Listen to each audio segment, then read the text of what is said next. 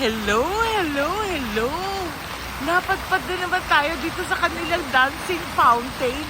Pero in fairness walang sounds. Yan lang po yung kanilang dancing fountain. Nandito tayo sa The Zone ng Riyadh. Ayan. Tignan natin kung gaano siya kaganda. Diba? Wala nga lang siyang sounds. Pero ang galing, siguro ginagawa pa nila yon. Pero so far so good, wala talaga siyang sound. Diba? Meron pa silang pa-wave-wave.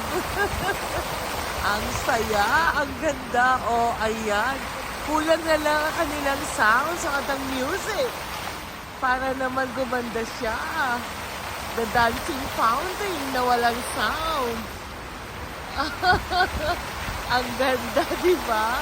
Tignan natin kung gano'n siya katagal. Nagwe-wave-wave. Maganda po itong lugar na to.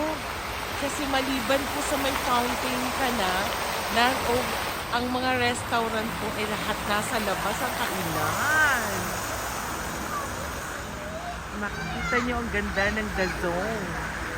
Visit this place na talaga namang mai-inlove ka sa kanilang mga kapaligiran. Sobrang ganda po.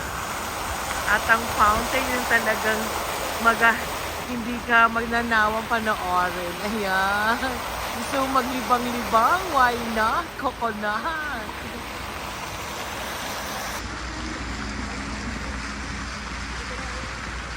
Ang ganda. Talagang nakakaano po ang ambience sila. Yan yung mga kainan na nasa labas, na pwede rin po sa loob, pero mostly nasa labas siya. Tapos kitang-kita mo yung view ng kanilang fountain. Diba? Nakapagpasyal na naman tayo sa kagandahan ng lugar na ito. Pwede bang hindi tayo sumali dyan? Sabayan natin ang kanyang mga moves. Diba? Ang saya-saya po. Nakakatuwa talaga. Sobra.